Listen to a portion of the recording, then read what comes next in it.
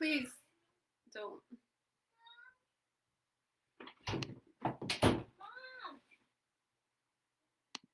Hey there. In this week's real estate chat, we're talking about what not to do when you're under contract on a house in order to avoid having problems with the transaction and to keep everything on track. And really, these things are things you want to avoid even once you've gotten your pre-approval with the lender. So not just once you're under contract, but once you've gotten that pre-approval, because it can affect your pre-approval. Even with a pre-approval, they can take that approval away if you do some of these things, make some of these changes that can affect your credit and your debt to income. So here are what you don't want to do. You don't want to go buy a car. You don't want to go finance an RV. Basically, you don't want to finance anything. Don't go buy a whole bunch of furniture, even if you've got $10,000 sitting in the bank that you don't believe you need for the house transaction. Don't go spend it. Obviously, normal bills, normal expenses that you normally have, small expenses that come up, the kids need school supplies or whatever, is fine. That shouldn't be a problem. But the bank takes into account your current debts, your current income, and a specific amount of reserves that they believe you have in the bank. So what you have sitting in the bank right now, they're taking that into consideration to decide whether or not you're a reasonable risk to purchase a home and give a mortgage to.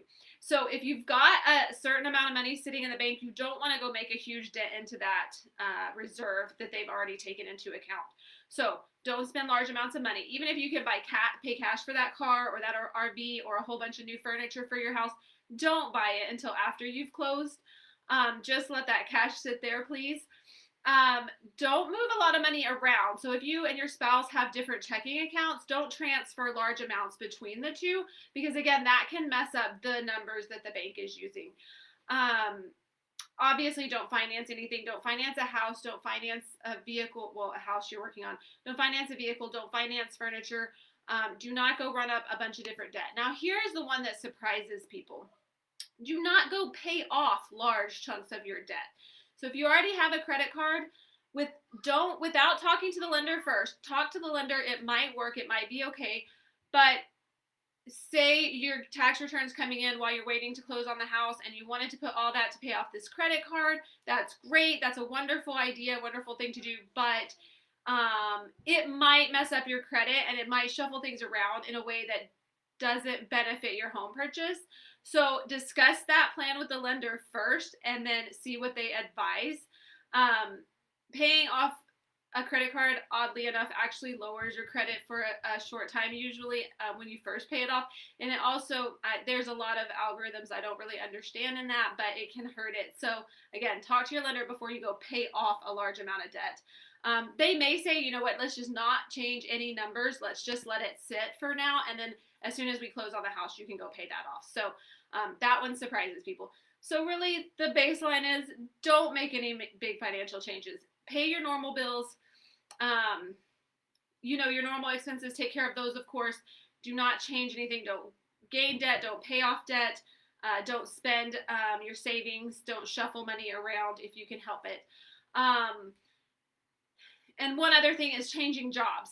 In the middle of a transaction is not a good time to change jobs.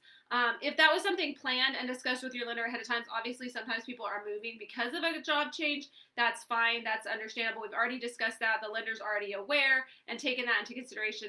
That's not a problem. But try not to quit your job or go get a new job while you're waiting for a house to close. Again, if that wasn't a planned thing, wait until the house closes if those changes need to happen, because it can mess up that approval.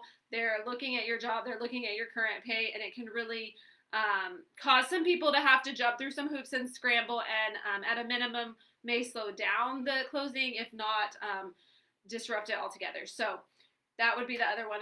Don't change jobs or do anything major financial while you're under contract. So just those 45 days or so that you're under contract, just try not to do anything.